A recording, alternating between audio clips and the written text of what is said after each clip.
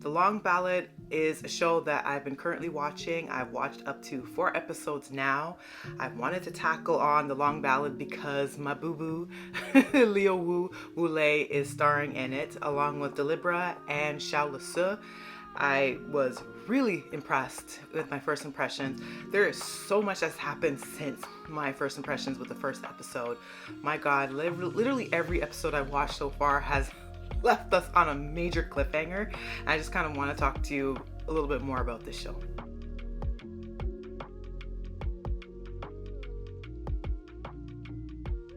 Hi, I'm Monique. I am the host of Off by Purple Heart podcast, where I talk to you about K-dramas, C-dramas, BTS, and so much more. So episode 2 was really a lot. Episode 1 set up a lot of things in motion. There's a lot of heavy foreshadowing. Something clearly was afoot that was going to happen. In episode 2, like the entire world for Dilraba's main character, Chang'e, basically her entire family got, you know what, this is going to be spoilers, so watch out. Her entire family got wiped out.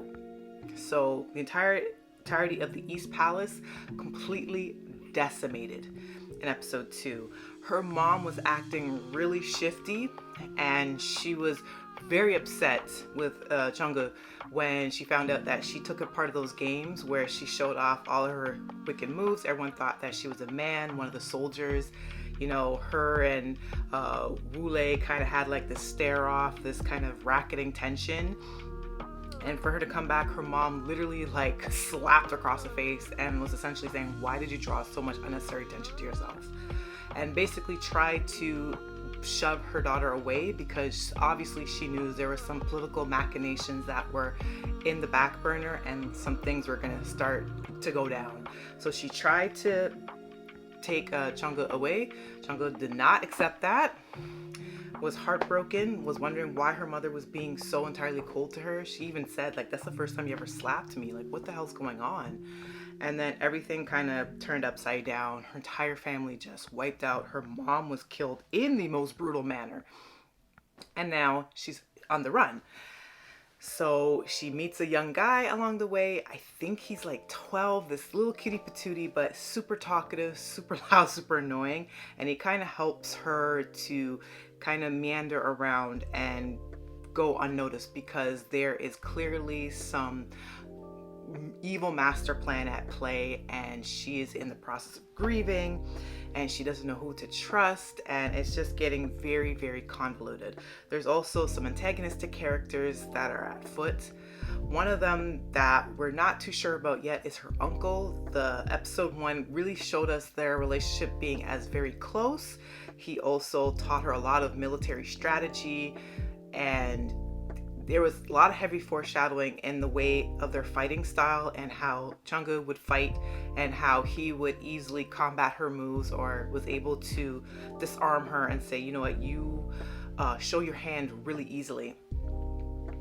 And that kind of comes to head in the next couple episodes as well. And he looks like the primary suspect, and Chang'e is under the impression that he is the one that killed both her mother and father. And this also puts her at odds with Zhao Lusi's character, Princess Youngin. And I think their sisterhood, really close relationship that we were able to see in the first episode kind of unravels going into like episode 3. Episode 3 was really interesting because their acting was really good. Zhao Lusi is a really good on-screen crier anyways, and with the princess Youngin, she was kind of given some instructions to kind of dissuade Chang'e's character because she was on the run and she ends up getting captured by I believe it's her uncle's commander. I'm not too sure of the character's name. There's the commander, and then there's the commander's son, and then there's royal advisors for Zhao Lusi's character, Mr. Fang. But the commander and the commander's son basically go on a chase to find her. They're able to locate her, and then they keep her imprisoned somewhere off away from the East Palace. Like, they have her contained in a wing, and she's able to outsmart her way from getting out there, but we don't know if she really did outsmart or everything was by design for her to escape.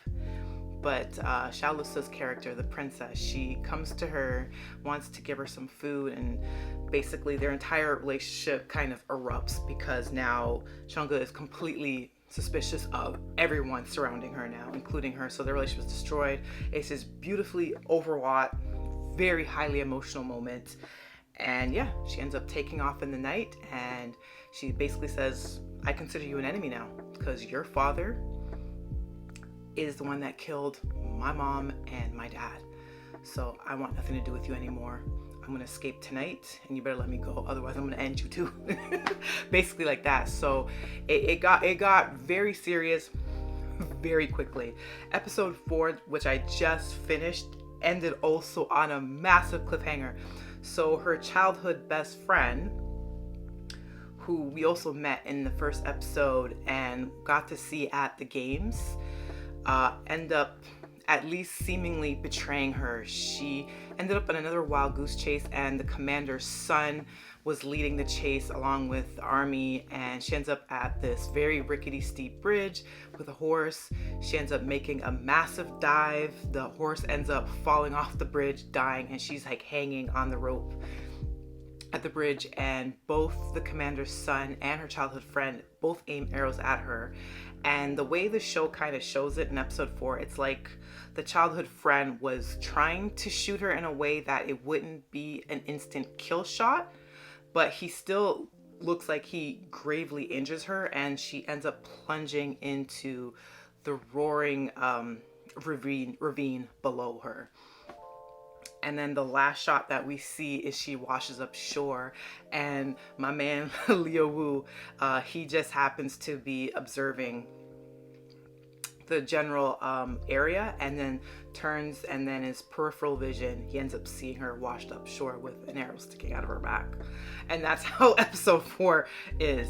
I gotta say, we get to see Leo Wu's pretty braids once again, but the long hair, it does something for me. He just looks so masculine and majestic, like a stallion. Like, I can't get over his pretty braids in the show. His character and Chang'e, they have really interesting interactions where there is a little bit of charged chemistry there, but the romance is just it's just not there yet. But it's very adversarial, but he does help her out multiple times, and she's disguising herself because she's on the run, because, you know, the entirety of the East Palace is massacred and she's the only survivor. She wants revenge, obviously, for her parents' death, in particular her mom too, because the way her mom was killed was really brutal. And because she's on the run, she disguises herself as a man, which you have to really suspend your belief for, because Dilraba, she has a very beautiful face, and I'm not buying that she looks like a hardened soldier that's a man. But, you know, within the context of the show, she is able to kind of change in and out of outfits, and the general consensus is everyone that interacts with her thinks that she's a man. But the way Leo Wu is playing it, he seems to have that knowing glint in his eye that he knows who exactly she is.